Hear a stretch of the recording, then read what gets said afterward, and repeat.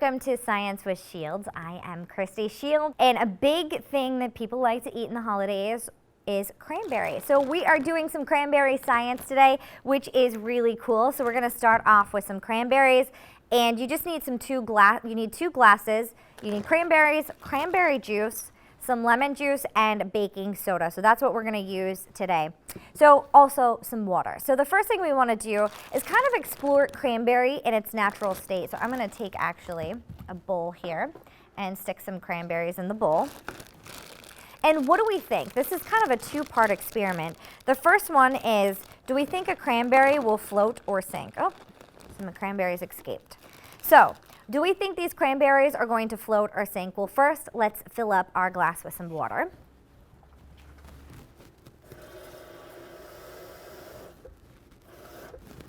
And what do you think? That's what the fun thing about science is we get to explore different things. So will the cranberry float or sink? So we're gonna stick some cranberries in the water, and you can see that they float right on top of the water. So why does a cranberry float? You can kind of see that there. Well, let's explore by cutting open a cranberry, and again, you're gonna want a parent to do this. And we're gonna kind of cut a cranberry here, very carefully. And you can see inside a cranberry, so we cut it in half, and inside a cranberry, it actually has air pockets. And it's these air pockets that are going to help it float in water. So it's really kind of cool that the cranberry already has air pockets built into it.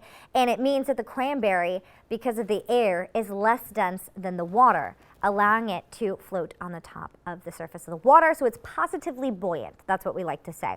So that's kind of cool. It's fun to explore that. And you can kind of see why a cranberry will float compared to some other fruits.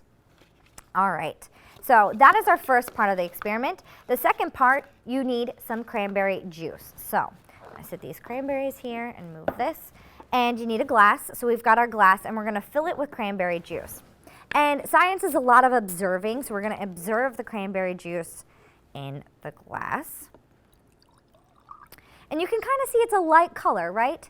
In the glass, the cranberry juice is a lighter color than whenever it's concentrated in here. And it's best to use 100% cranberry juice, but this is pretty good. So next we're going to stick some baking soda into this cranberry juice, and you're going to see a reaction because again, we're talking about baking soda, which is a base, and cranberry juice, which is an acid. Most fruits are acids. So we're gonna stick some baking powder in here, and you can kind of see it bubbling and fizzing and changing colors. And we want to wait until this reaction happens, and we're going to see something really cool. So we've got the bubbling there, and you kind of can see that our cranberry juice, as this reaction continues, is turning darker and darker compared to where it was before. And that's because cranberries have a pigment in them that is activated when you use the baking soda. So kind of really cool. You can kind of see that happening there. We'll stick a little more baking soda in. And it's turning darker, and we'll wait a second. So while we're waiting a second for this reaction to happen, let's take a look at the science behind cranberries. So like we were saying before, cranberries float in water due to the air pockets inside. The air pockets make them less dense, making them float. Now, baking soda, again, is a base. It reacts with the cranberries, which is an acid, and the reaction causes darker pigments, which is an anthocyanin, to occur. And this happens in certain plants. So we've got that darker looking color cranberry juice now. And if you want to, you can explore a little more. If you stick lemon juice in it, it should help because it's acidic, equalize that reaction between the base and the acid, and it should turn it back to more of a red hue that you typically expect with cranberry juice. So let's try this.